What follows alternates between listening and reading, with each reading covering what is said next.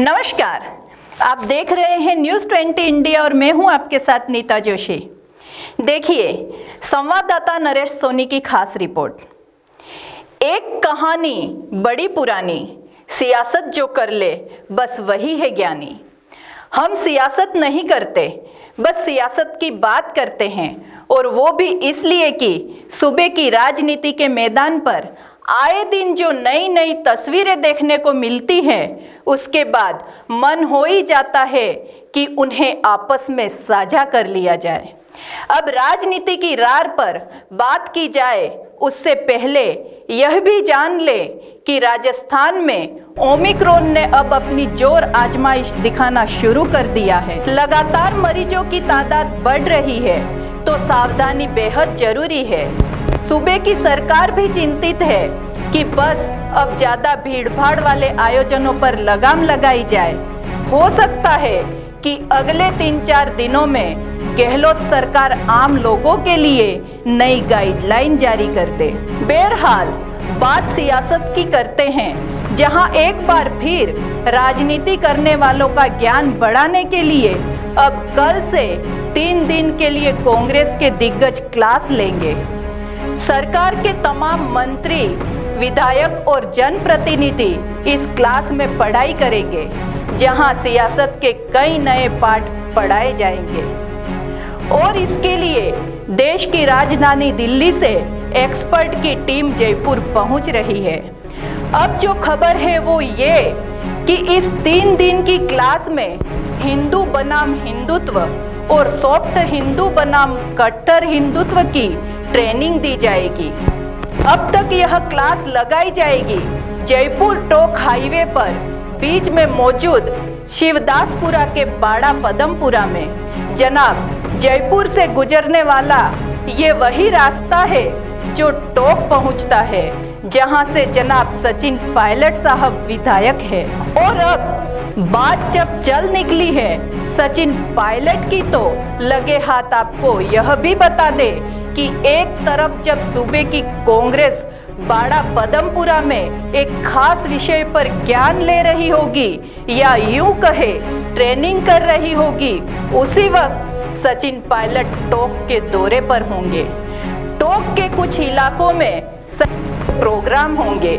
जाहिर है पायलट टोक पहुंचेंगे तो भीड़ का मजमा भी लगेगा, स्वागत सत्कार भी होगा। आज से देर शाम तक पायलट का जो टूर प्लान है, जो टूर होगा, वहां सियासी तीर बाण तो खींचेंगे ही, और केवल सचिन पायलट का टोक दौरा ही नहीं, बल्कि अगले दिन यानी 27 दिसंबर को भी पायलट अलवर पहुंच रहे हैं।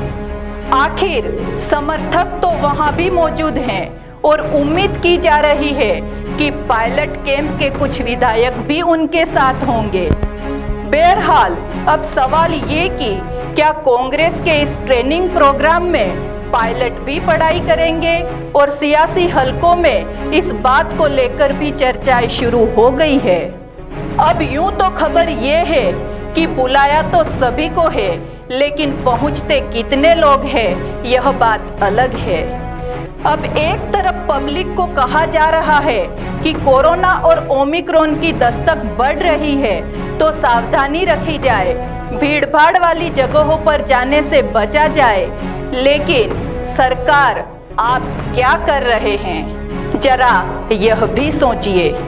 अब देखिए, इस कैंप के कारण 27, 28 और 29 यानी 3 दिन पीसीसी में जो मंत्रियों की जन सुनवाई प्रोग्राम जो चल रहा था, वो भी स्थगित कर दिया गया है।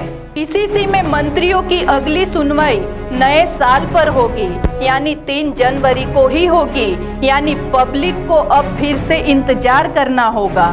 खैर, अब सियासत की एक और कहानी पर भी बात कर ले, और वो ये है कि हाल ही में दिल्ली से लौटे पीसीसी चीफ गोविंद सिंह डोटासरा 3 दिन तक सियासी पढ़ाई पूरी करने के बाद एक बार फिर 29 दिसंबर को दिल्ली जा रहे हैं। और उसके पीछे की कहानी क्या है वह भी आपको बता देते हैं।